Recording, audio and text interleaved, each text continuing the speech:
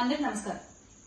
సత్యసాయి జిల్లా హిందూపూర్ నియోజకవర్గంలో ఈ రోజున వైఎస్ఆర్ కాంగ్రెస్ పార్టీ కార్యాలయంపై చాలా దారుణంగా దాడులు జరిగిన విషయం మీ అందరికి తెలిసే ఉంటుంది. పార్టీ ఒక్క విషయం అర్థం కావట్లేదు. మీరు చేసేటువంటి తప్పుల్ని ప్రశ్నిస్తే, మీరు చేసేటువంటి అన్యాయాన్ని క్వశ్చన్ చేస్తే రిటర్న్ లో ఇలా దాడులు చేస్తారా మీరు?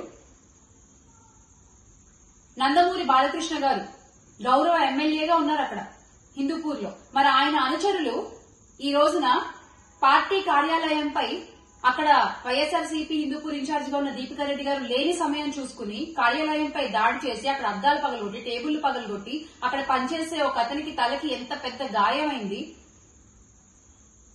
ఏం చెప్తామనుకుంటున్నారు మీరు ప్రజలకి?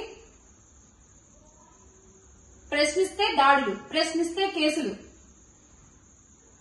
ఈ రోజు జరిగిన దాడికి నందమూరి బాలకృష్ణ గారు ఏం సమాధానం చెప్తారు?